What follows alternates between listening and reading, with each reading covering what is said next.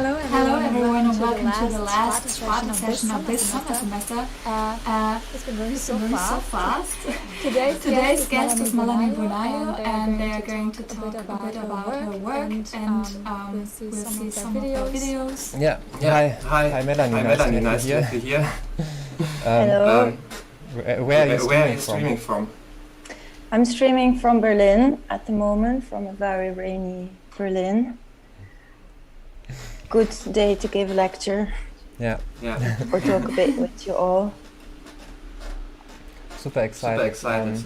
We can actually just start, and for you the audience after the presentation will have a Q&A session. Yes, always. And the link is in the description. So with that, I will give you the word.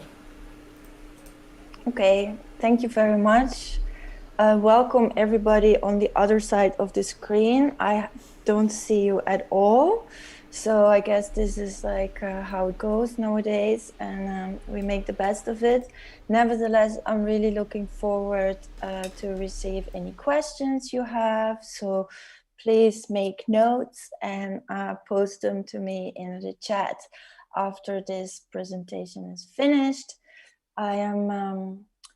The way this presentation is built up, I'm going to talk a little bit about my practice, and then I'm going to show you some excerpts from different films that I made in the last 7 years, I guess. And yeah, just feel free to ask me about it, and I really welcome that. So thank you very much for inviting me here at Sparta Kunstakademie. I'm a visual artist. I work with the mediums of film and music and performance, and also event organizing and social activism. So in my work, I usually have a kind of social critique that is expressed through documenting lives of groups that are often moving on the edges of the law. So working with themes that used to be maybe part of a cultural heritage and are now perceived as illegal and pushed into the shadows of our cultural operating mechanism, our cosmologies. And in my work, I really centralize the voices of femmes. I really want to forward the female voice and have it be shown in its complexity and power of what it means to be a woman, queer, or anything that is identifying on the feminine spectrum. And the reason why I do it is because I really need that. I want to have more people that I can look up to, that can be my teachers and my guides, and how to navigate these messy times that we live in.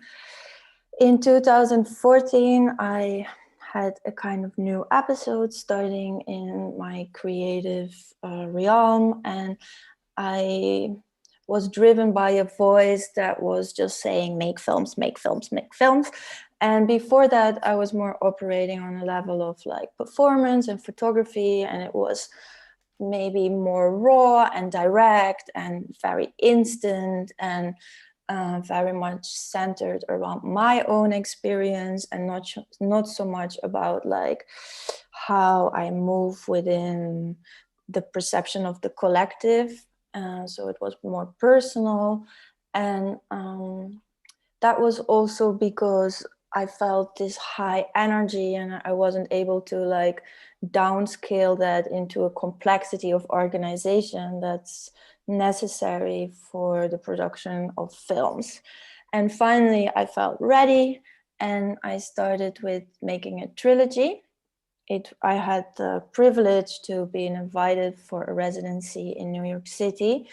And for a long period, I have been, since teenage, I've been very much interested in plant medication and specifically psychedelic plant medication and journeying and discovering more realms than the matter, than also the realms of science and the rational that we are in the West so glorifying, and we have our whole cosmology around. And the way of entering these other realms was like through psychedelics, and especially the effect that these psychedelics have in relation to the body and the mind.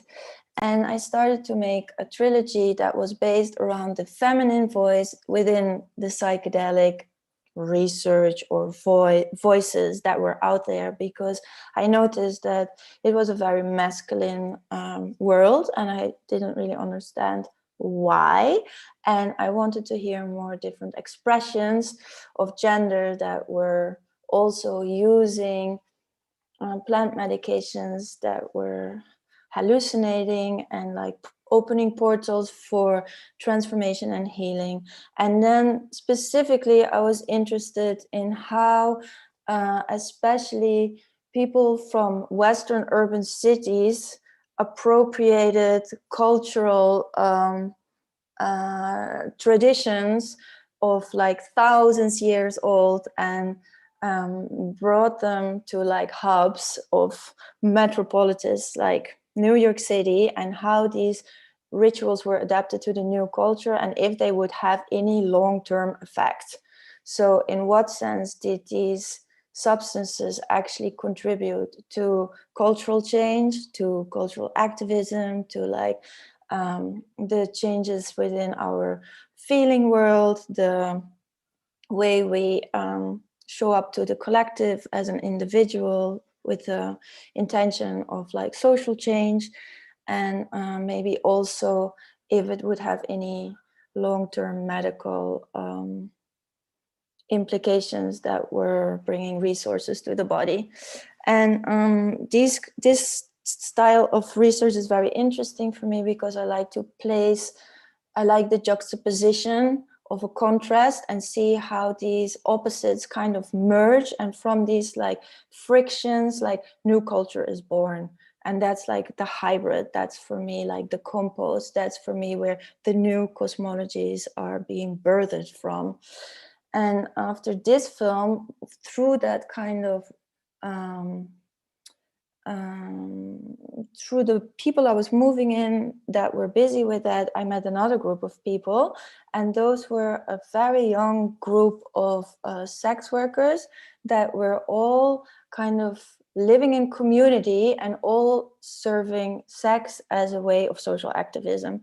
And for me, this was very interesting because they were very young and very determined to find liberation by doing this work.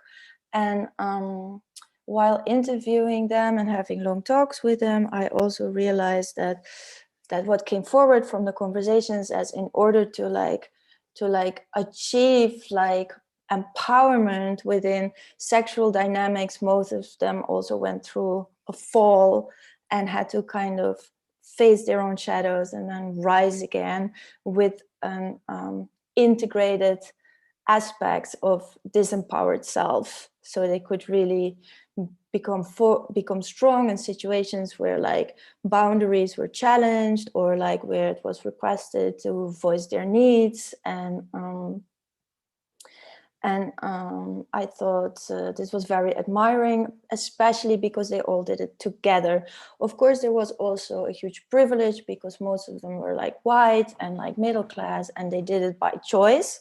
But still, I think as a way of going to this extent of reclaiming feminine sexuality, it was a powerful method of and very direct towards changing the power dynamics between genders. So I would like to start with showing a little excerpt from this, and then I will talk some more about the third film in the trilogy. This trilogy is called Night Soil. So I want to ask to show Economy of Love, and you have the excerpt ready. No. Yeah.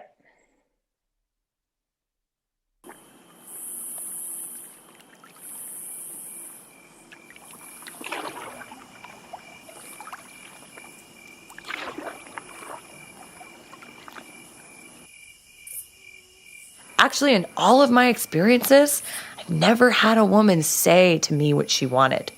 And that was crazy because, you know, men tell me all the time what they want, especially just being women anyway, and being told never to vocalize what it is that we want and what it is that feels good to us, because that's irrelevant. We need to just be okay with every situation that we're put in and not say a word. So I think generationally, like, that's just ingrained within our DNA to be that.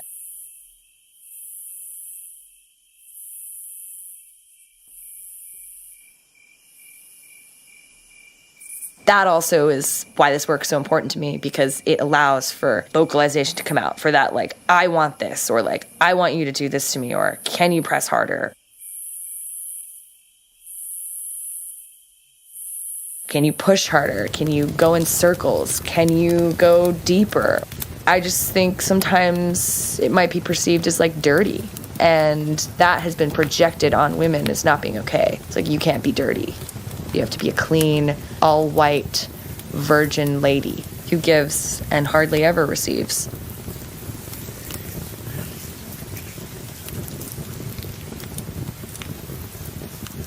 It's very important when working on women specifically to check in almost too much, because there's no checking in too much, because a lot of times I find it very difficult for women to voice up what it is they want, how is they're feeling, and I don't ever want anyone, specifically women, to feel uncomfortable in this state of vulnerability. So I'm like, is it okay if I touch your forehead? Yeah, it's okay, it's okay. Is it okay if I run my fingers through your hair? Yeah, it's okay, it's okay. Is it okay if I caress your breasts? Yeah, it's okay. Is it okay if I touch your nipple? Yeah, it's okay, it's okay. You know, is it all right if I run my fingers down your midriff and in between your leg? Yeah, it's okay. Is it all right if I touch your yoni?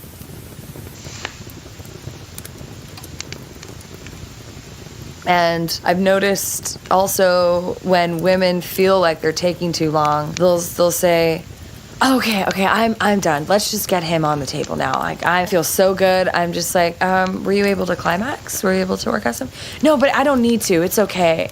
And I look at her and I gently caress, like, touch her face, and I look at her in the eyes and I say, I would really love for you to just take as much time as you need to get into that comfortable place where you can feel like you can climax and you can have a beautiful orgasm that just like runs and flushes through your whole body.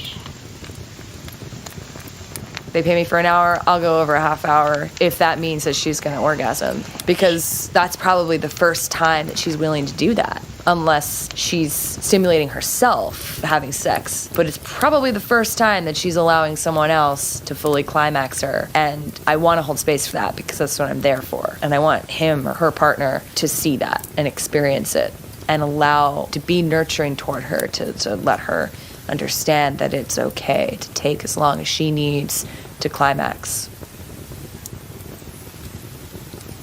So then she comes, and that's amazing. It's always amazing to see a woman come. And it's a very psychedelic state to really go there. And that is why I do this work.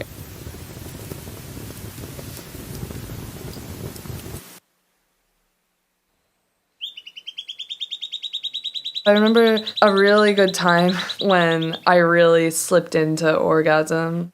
I was laying down and because of the minute motion of the finger on my clit, it has like the most nerve endings of anywhere possible ever invented in humanity.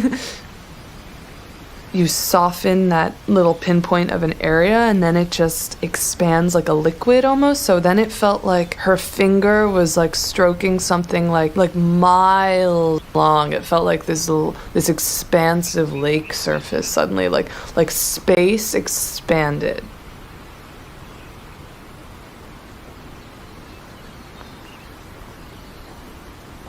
And then I started to hear things, like I heard a bird outside the window and I started crying because I was totally present, like for the first time in my life.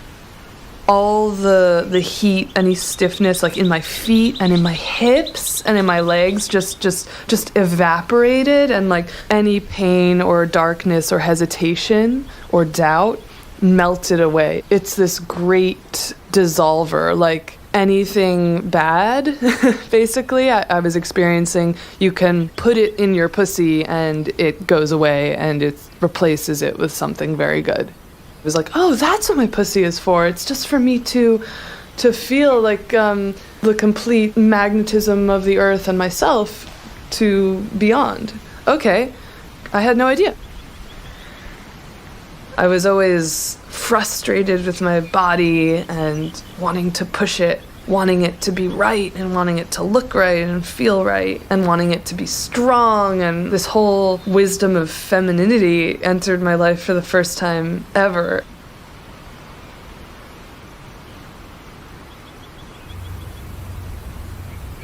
I was like walking around for 2 days in nonstop open orgasm. Though I got an injection of complete wisdom. I was having a lot of feelings of, this is why female circumcision is the most controlling and harmful thing, like a lobotomy. This is why that's the worst thing you could do. This is just a direct access point to the deepest cleansing. It's a highway, the heart connection with that clitoris.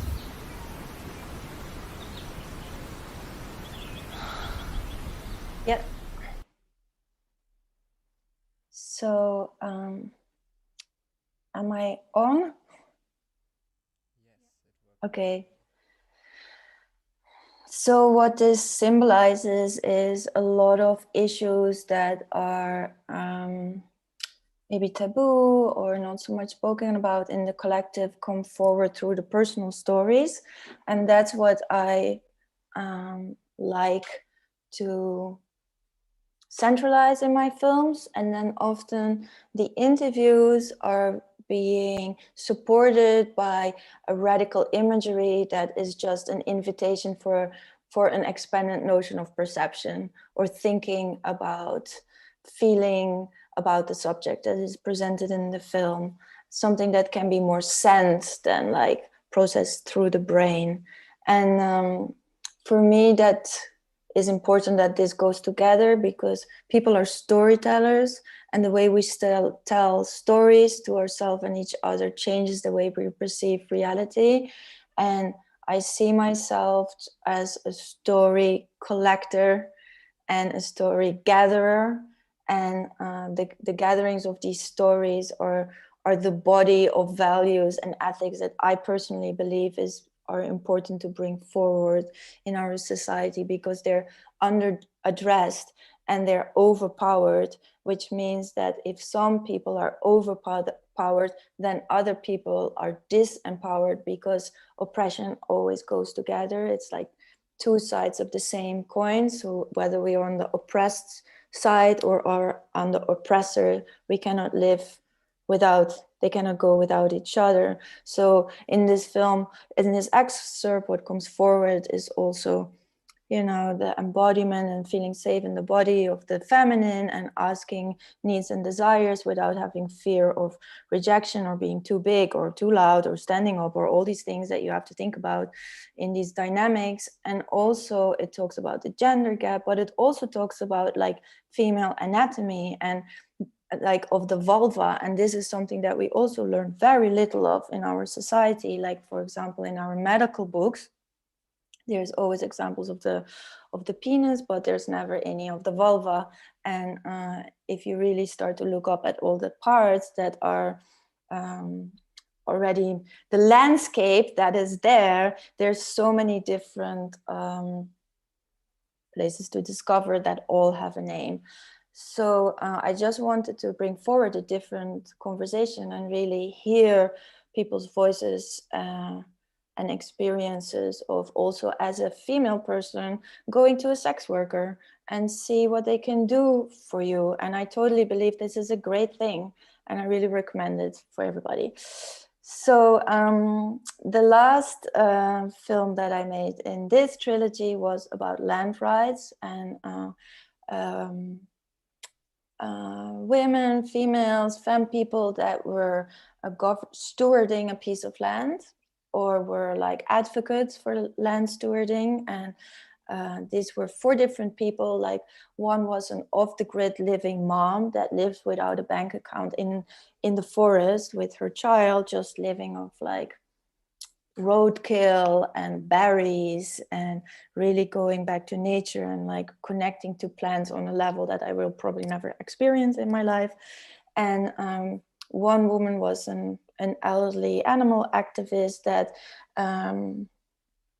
was a sanctuary for animals that we use as food, not me because I don't eat animals, but like pigs and cows, and she would give them eternal life, and also fought for them not having to have their ears pierced and numbers, but just have a tattoo, because this is part of the law. There was an African American farm that fought for food justice and the return of African Americans back to the land, which was very traumatized relationship to the land because of slavery and abuse because of that. And an indigenous Native American woman that is a Navajo and like speaks about the land from her cultural viewpoint. And what we see is that lots of people from a generation that is like finding back their cultural roots and empowerment again in this time of technology.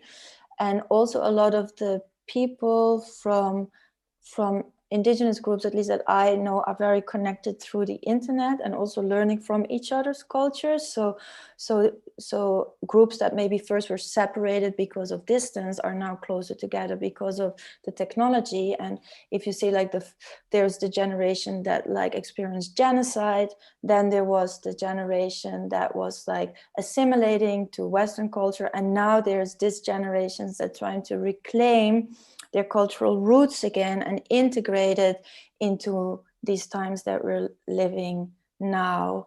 And I interviewed this really special person called Laila June, and she's now even going into politics, and she's a big activist for the indigenous rights of the Navajo tribe. And just wanted to give a little excerpt also showing that how much the land is centralized as the feminine caretaker and is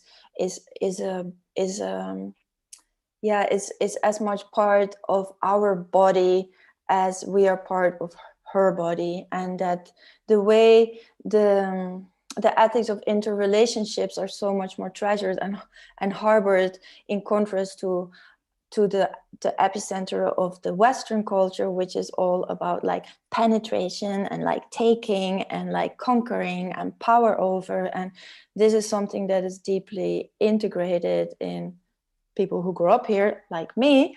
And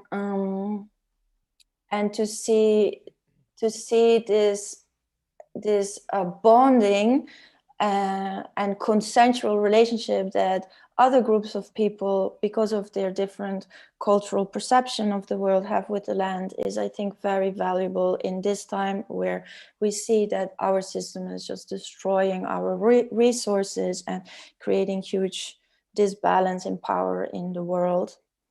So I wanted to show a little scene from this, which is nocturnal gardening. Yeah, oh, you have it ready already. Okay.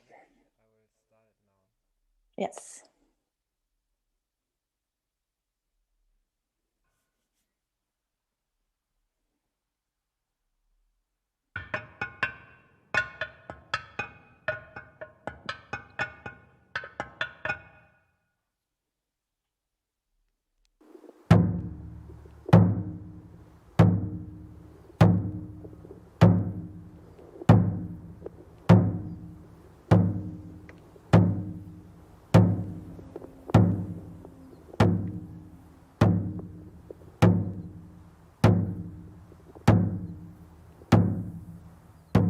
My ancestors told me that my strength and my prayers are to uplift the people and help them see that there's a victory beyond the paradigm that was dictated for them by those who sought conquest. And the ancestors also told me that my people are all people who call themselves the people. Yes, I come from Dene descent, otherwise known as Navajo. But really what that means is I'm part of a larger tribe, and that I work to uplift all indigenous peoples of the Americas and all peoples in the world, but that my specific focus and my specific body that I was given in this life was meant to uplift all Native people.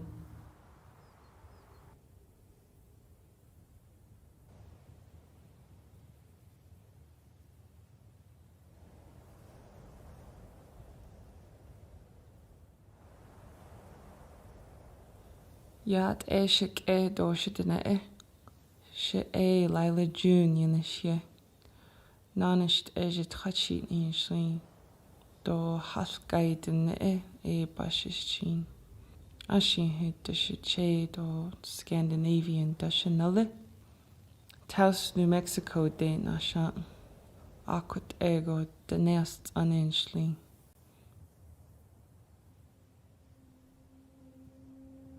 I was born into a family that very much appreciated the beauty of creator's design, the beauty of nature. We grew up very simple, very poor according to Western standards, but very rich according to Earth standards. When I was 4 years old, my mother and my father, they had to divorce. That was very painful, but it gave me a profound appreciation for unity because I always longed to see my family come back together. And as I grew up, I started to see the divorcing of the people on a larger scale, on a national scale, on a global scale. And I saw division across the land between the earth and her children. And so I always prayed for us to come back together as a family again. And that's what I spend my life doing, trying to reunite ourselves with ourselves, whether it's across cultures, across species. I'm bringing together the tribes again as we once were.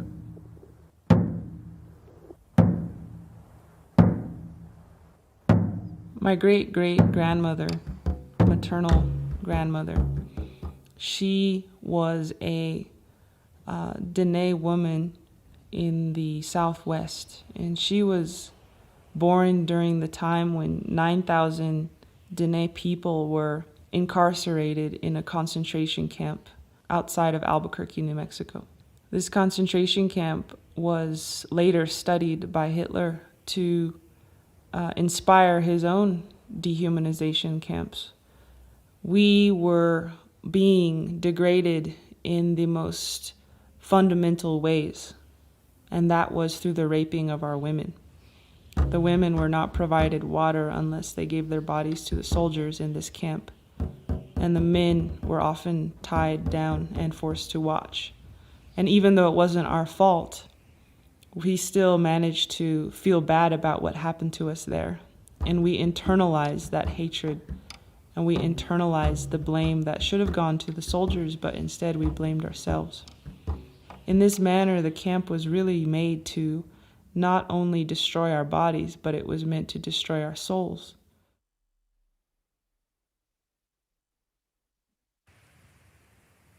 When I was born, my mother and my father really instilled in me a sense of indigenous pride. They raised me to really search out and seek all of the information that had been lost, all of the information that had been degraded and assimilated out of us. So my whole life I have done as much as I can to honor my ancestors, learn the language, plant the corn, discover the history, not be afraid to look at it, not be afraid to forgive, to love all of our brothers and sisters as my ancestors did, even in the face of such humiliation and dehumanization, and to remember that in the face of all of this violence that was inflicted on Native people during the Native American Holocaust, that it is in primary importance to confront all of this hatred and discrimination and violence with love and an insistence that we are family.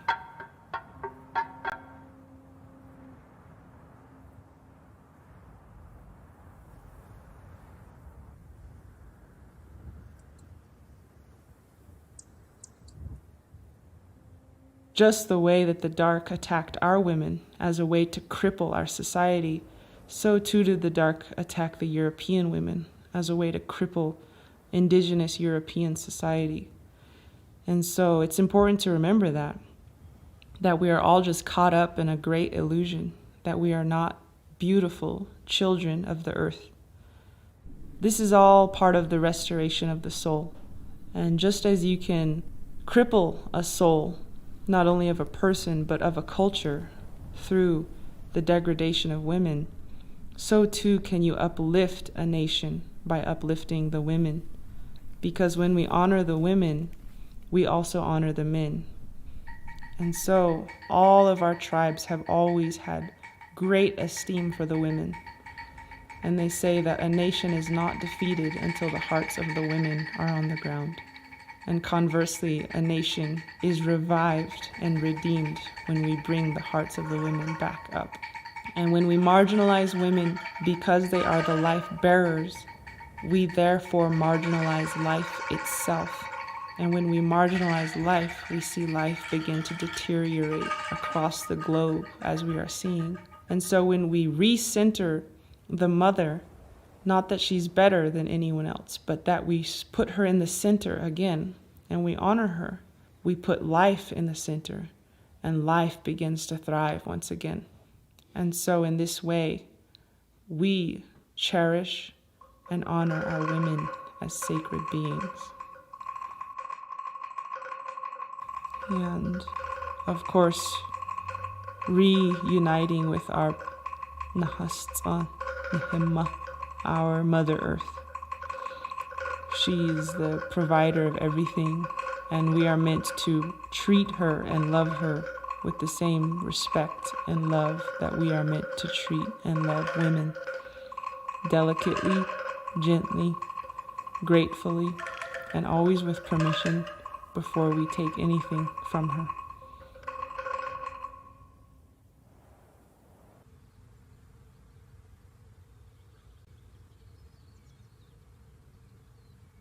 The Lakota, Nakota, and Dakota people are very generous people in that they have given the world a very great principle, and that is the principle of mitakoe oyasin.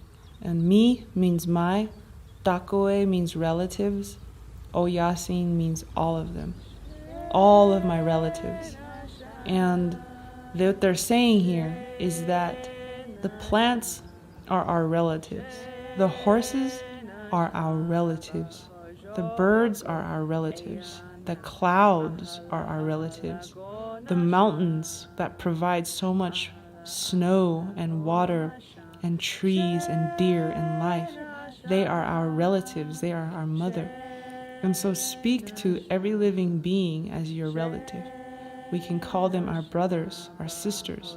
We can call them our mothers, our fathers, our grandmothers, our grandfathers, even our children.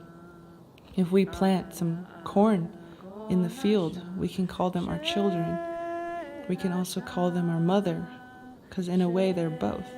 And through this way of acknowledging the world as our relative, we treat it with so much more gentleness and care.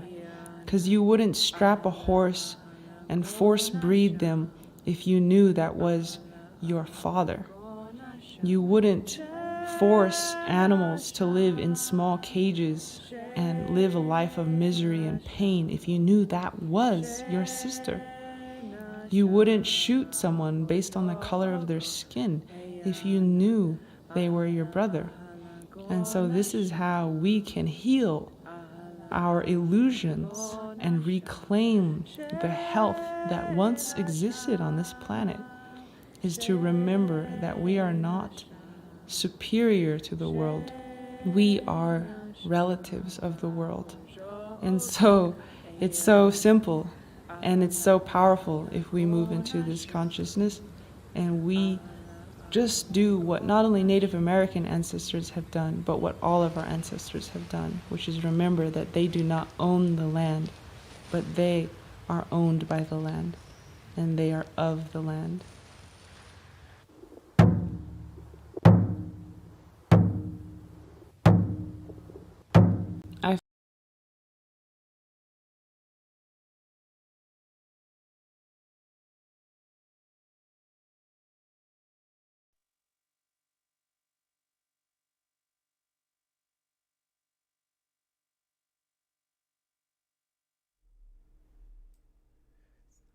We still can't hear you, sorry. Something is super weird.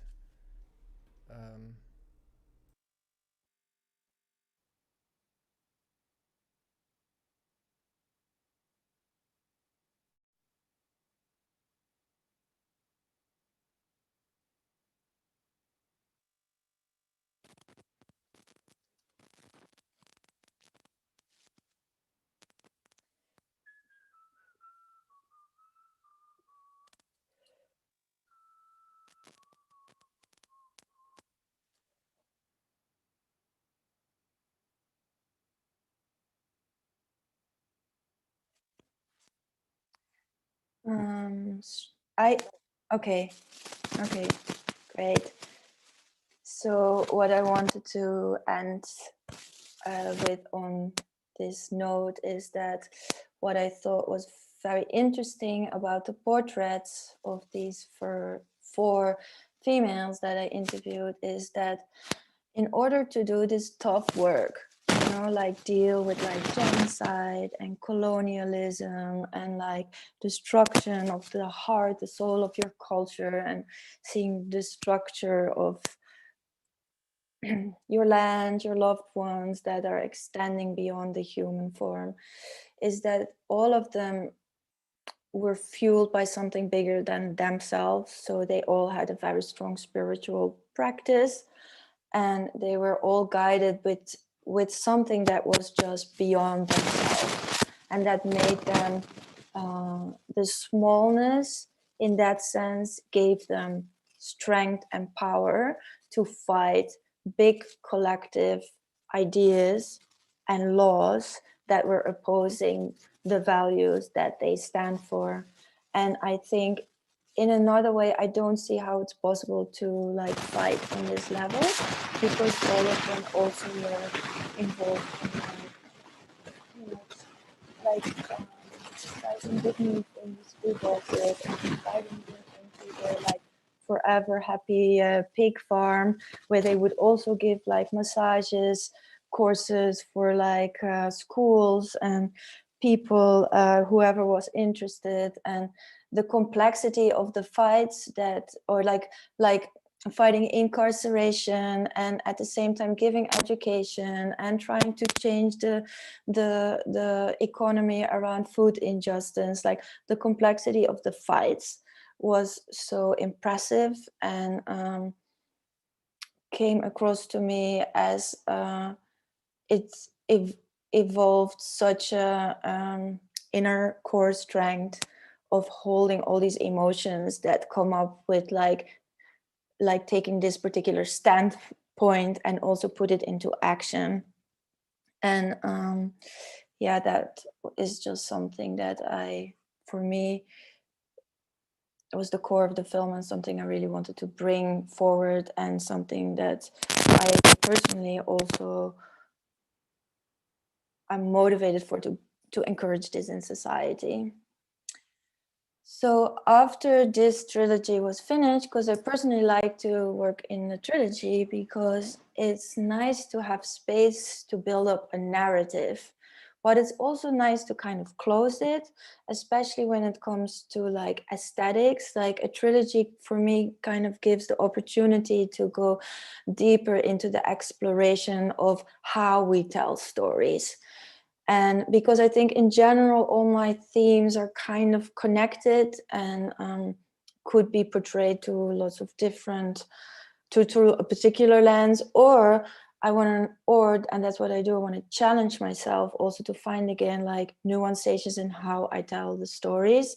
And also I'm really interested in technology and how that shapes us and how we shape it, and where's our agency in terms of how we move and grow with it, and inviting also the changing aesthetic of that in to my films. And the next trilogy I made was all based on this relationship with technology and how that changed. Or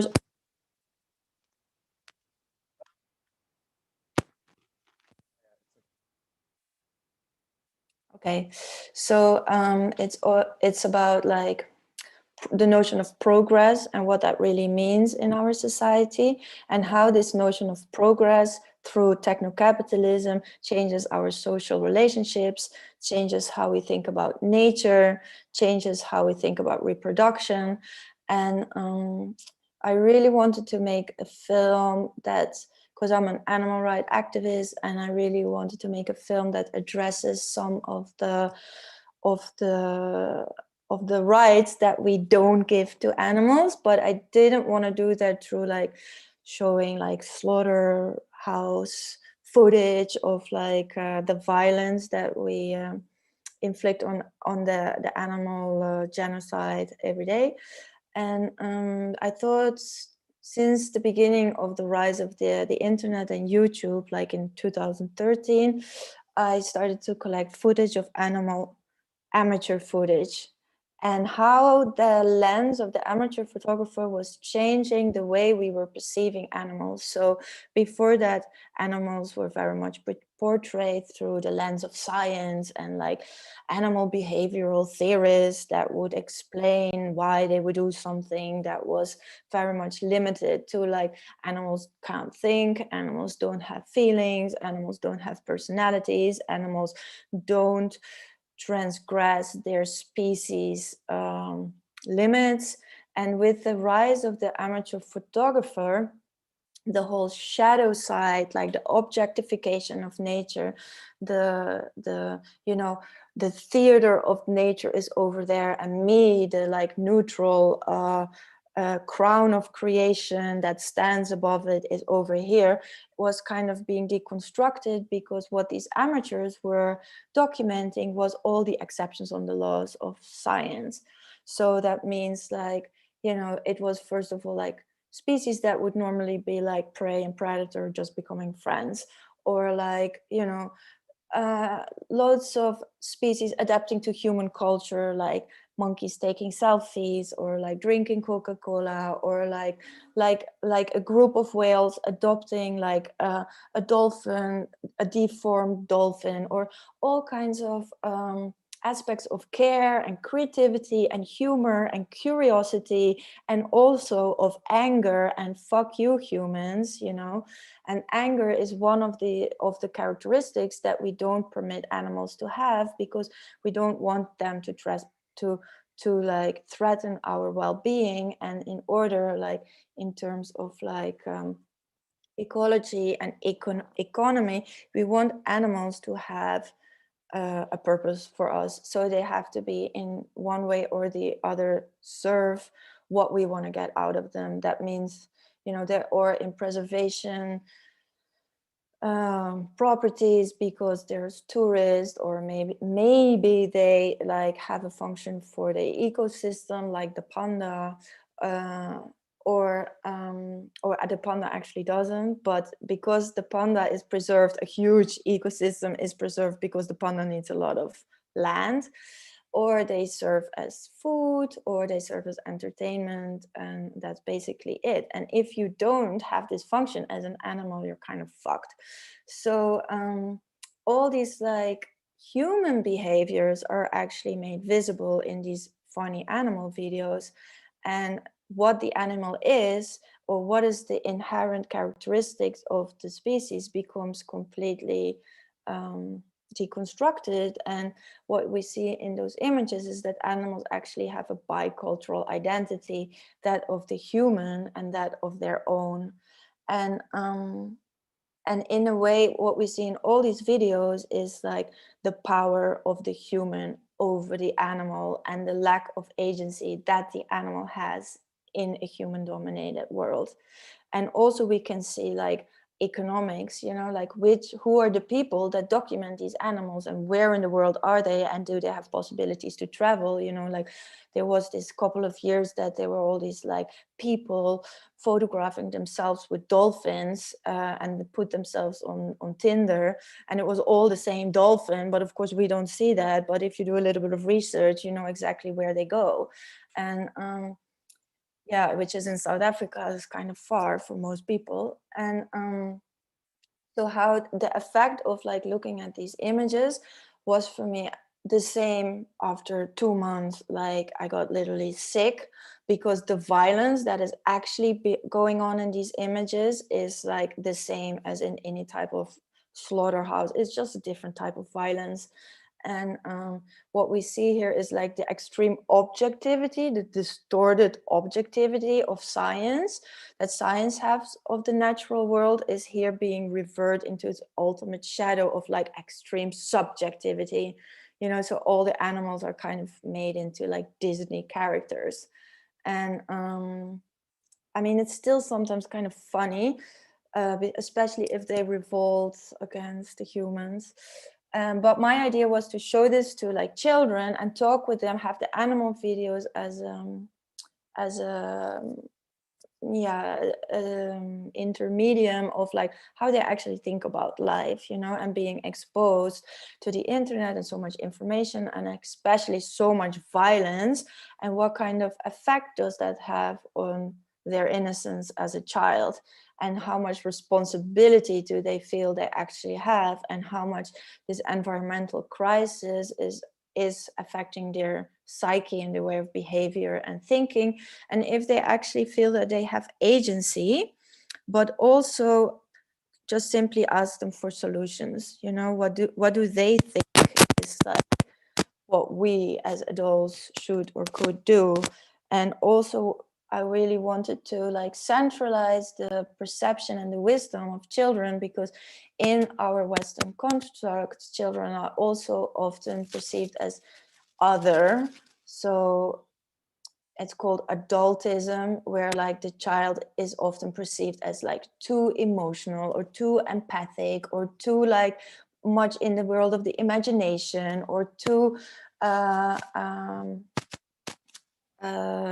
instantly responding without thinking, like direct, like impulsive. And this is also how we look at anything that is like not white male, which is like the other. So it's the female, it's the nature, it's like indigenous people, it's like anything that is not part of this Western framework. And yeah, so that's why I really wanted to have this discussion and just see what these urban kids that don't grow up with nature would have to say about it. So I want to show you a little excerpt of that.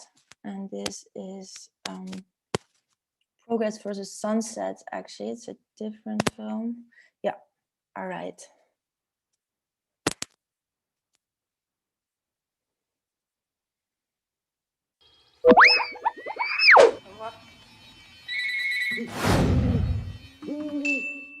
Wat is dat nou weer? Zit het hagedis of zo op een lolly? De hagedis zit op de vinger. Oh ja, de hagedis zit gewoon op een vinger. Ja, op de duim. Ze zijn piano aan het spelen. Dat filmpje heb ik laatst gezien. Ik weet niet er zitten bevers in een kooi.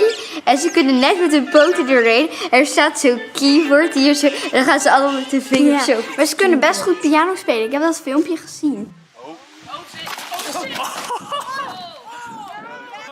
Nou, ik heb wel eens gezien dat er makaken waren. En dat zijn een soort apen. En dat ze toeristen zeg maar overvielen bijna. Want dan gingen ze eerst een beetje bedelen om eten. Maar daarna gingen ze gewoon alles stelen.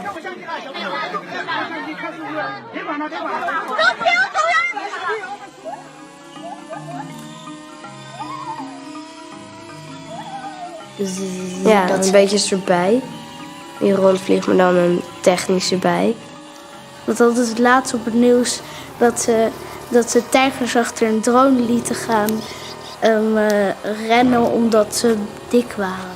Maar het is ook niet goed, want straks dan denken ze dat de drones dat gewoon hun prooi is en dat ze die daarop moeten jagen. Ja, omdat ze misschien dat soort geluiden niet vaak horen in de wildernis. Dat ze ineens denken, wauw, wat is dit? Zo. Als zeehonden dezelfde emoties zouden hebben als mens, zou die het niet zo leuk vinden. Ik denk dat hij daardoor dat mensen dan, als ze zo gaan doen, zo, dan heel de omgeving kunnen scannen.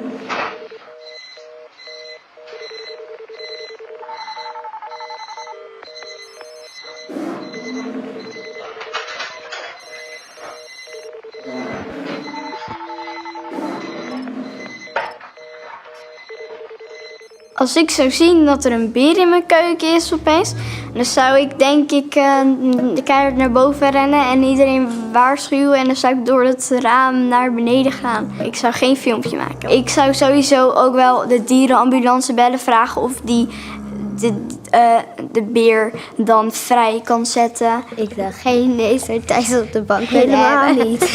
Nee. Ik denk dat hij wilde zitten, maar hij had geen plaats. Dus hij moest wel even op een auto gaan zitten. Het is natuurlijk een snelweg. Of gewoon een weg waar auto's moeten komen. En niet voor olifanten, want dan zou het wel voor olifanten zijn. En dan staat die hele weg er niet. Ik vind het wel goed dat beren ook wel een beetje lol kunnen hebben. Ik zou hier zelf nooit in de auto willen zitten. Nee, ik ook niet. Ik denk dat de personen in de auto het denk ik niet leuk vinden. Nee, want het is best een dure auto. En als je weet hoe zwaar olifanten zijn en die gaat dan ook echt erop liggen, dan denk ik dat die auto wel kapot gaat. En gaat inzakken. Ja. En een olifant is duurder dan een auto. Een auto die kan wel 500 of 600 euro zijn. Maar een olifant die kan echt wel denk ik meer dan 3000 euro zijn. Maar aan de andere kant is het toch wel heel iets anders. Dan kan je wel gewoon zeggen, ja, er is een beer achter op de auto geweest. In het huis. Hey, volgens mij zit de giraf in een gevangenis. Nee, en het is trouwens ook een goed klein girafje. Giraffen zijn net zo groot als iPads. Hoe groot zijn iPads? Zo ongeveer. Want giraffen die zijn niet net zo groot als een iPad. En ik denk dat de giraffen aan het uitsterven zijn. Misschien is is er iets aan de hand met de moeder of zo. Dat de dierenverzorger de melk geeft en niet de moeder. Mijn moeder zou het echt niet tof vinden als ik bijvoorbeeld word gepakt en word opgevoed door andere, misschien wel katten. Want wij pakken wel babytjes af van katten en dan worden ze opgevoed door mensen. Misschien is de moeder dood gegaan of heeft een ziekte dat de melk niet meer gezond is. Dat de melk van een andere giraf komt. In het echt drinkt die baby giraf waarschijnlijk ook melk. Maar het is niet normaal dat hij dat dan krijgt van een wildvreemde man. Ik denk dat ze de aap willen helpen. Ja. Ook omdat de aap in probleem is of zo. Of ziek is. Of geen moeder meer of heeft een vader. Maar het is ook dan wel zo dat een giraf dan wel meteen in de krant komt te staan. Een ijsbeer in een zwembadje. Want de ijsbeer die in de sneeuw. Ja, maar daar is een heel groot zwembad. En er steeds minder ijsberen komen. Dus daarom gaat het ijs breken en dan komt een heel groot zwembad. Als ze in een klein zwembad zitten, dan gaan ze dood. Nee, ik ook niet. Moeten we beter om de wereld zorgen. En hem eruit vissen. Nee, ik zou niet bij die beer in het zwembad gaan. Ja, dat zou ik wel doen. Ik zou er wel een filmpje van maken. Ik zou ook best wel aan de foto willen zijn.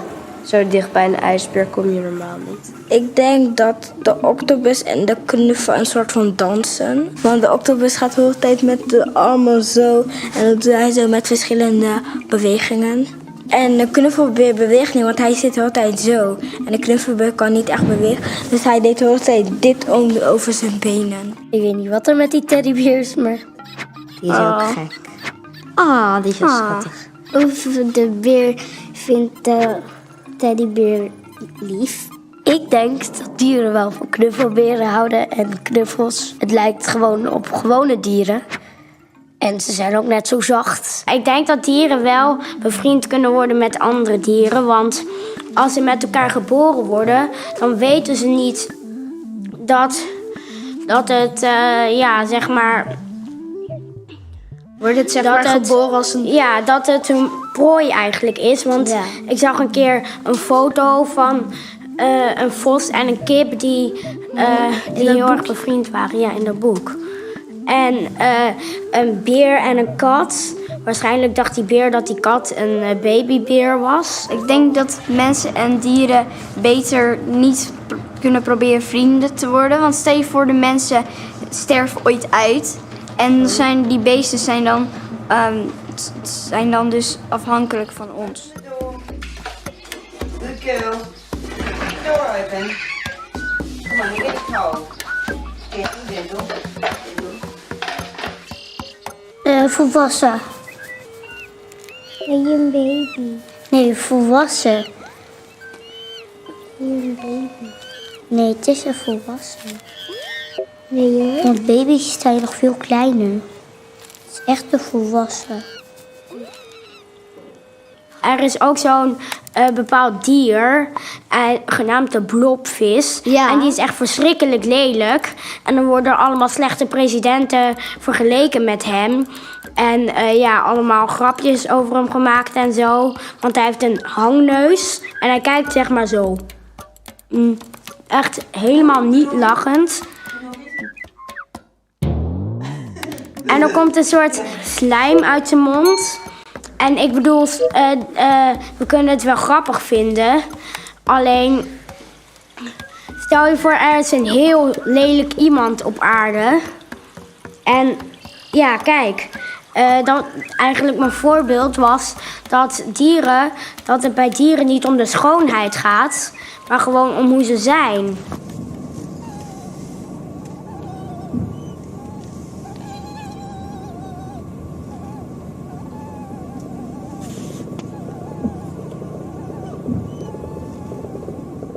Ik denk dat het hele nieuwsgierige beesten zijn. En dat ze alles willen weten, hoe het ruikt en hoe het eruit ziet. Misschien is het blik naar zijn hoofd gegooid en heeft iemand in slow motion het zo gefilmd of zo. En dan een screenshot. And this goes on and on and on and on. So we're already on an hour. Time flies by. I wanted to show one last excerpt of the latest film Gemaakt. that I made. Wanneer het hoofd. Can you hear me? Okay. And that is around the subject of consent and boundaries, and the role of touch in the lives of kids. So it's the second project I did with children. It's really fun. And so I asked them what they know about that, you know, and where is their sensitivity and how it's used, because it's proven that like in classrooms where there are next to like gymnastics or art, also like touch space for like learning about consent and touch, that there is less bullying, there's more connection, it's better for the nervous system, people learn to be more empathic, it's good for people who are neurodivergent like autism and ADHD because they calm down. So my questions were like, yeah, how do they experience that? And we did this through certain games and exercises around consent. And then there was also a little moment where I asked them around like love and sex and intimacy. And this is what I'm gonna show you now. And that will be the last excerpt. And after that, I'm very happy to talk to you if there are any questions. Let's roll. Action. Yeah.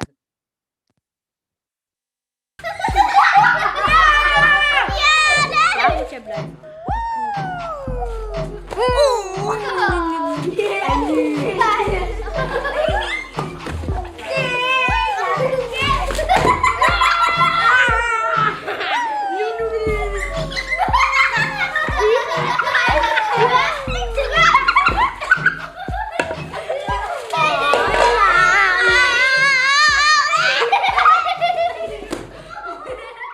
En weten jullie eigenlijk wat seks is? Seks? Wat is seks? Seks? Ja, dan ga je zo. Wat is dat, seks? Leg maar eens uit. En weet je wat liefde is? Ja, dat je op iemand verliefd bent. Ben je wel eens verliefd geweest? Nee. Nee? Ja, met je moeder, hè? Nee. Ik had verkering. Mijn vriendje heeft het uitgemaakt. Ze blijven dan bij elkaar wonen en dan doen ze lief tegen elkaar. Heeft liefde iets met seks te maken? Weet ik eigenlijk niet. Als je iemand heel leuk vindt, dan ga je in een lepeltjeshouding liggen. Oh ja, doe eens voor. Kijk, ja. Wil jij even... Ja, zo bijvoorbeeld liggen, dan ga ik daar tussenin zo liggen. En kan jij er dan even voor? Dat je met z'n drieën daar liggen? Ja. Lepeltje, lepeltje. Lepeltje, lepeltje. Moet je omdraaien, hè? Jij moet omdraaien. Kijk, dan moet jou moet er dan hier zo in zitten. Dan zijn we eigenlijk...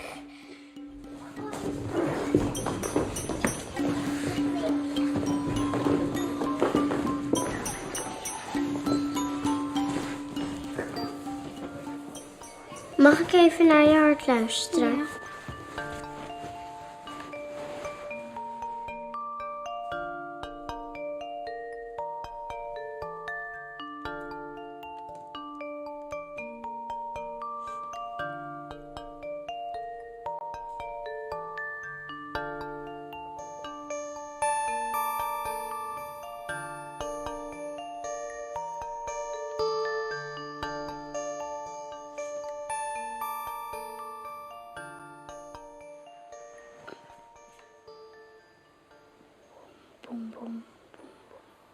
Kan je gevoelspijn hebben in je lichaam? Ja.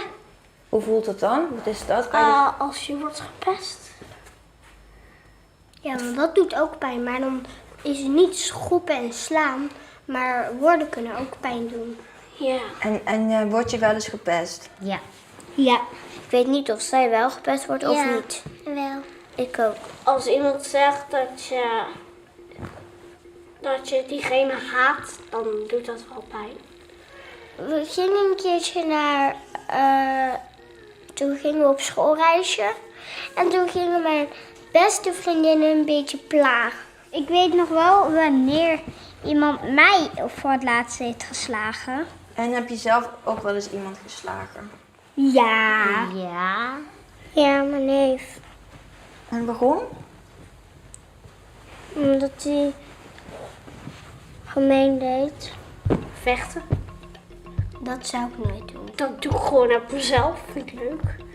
Ik vind het ook leuk om dan even haar een pak slaag te geven. Ik heb het wel tegen een vader en moeder van hun gezegd. Maar mijn beste vriendin zei... Nee, ik heb dat helemaal niet gedaan. Als zij iemand treitert, dan krijgen ze zo wel een pak slaag hoor.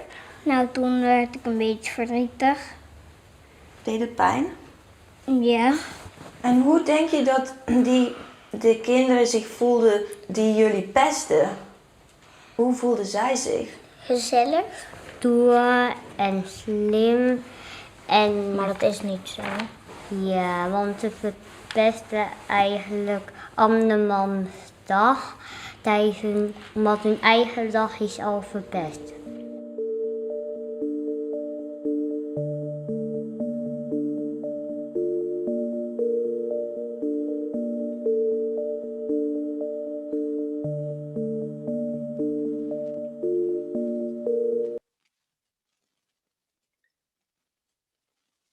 Yeah, so this film is like a train of subjects that is moving very fast forward and has all these connection games in it, like you see here in the still. I don't know if you still see it.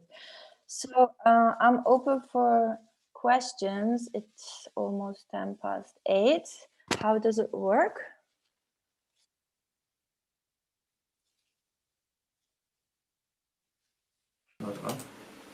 Okay, now the audience can hear us as well. Okay, so it works like this. 10-minute break, and then we have a Q&A session.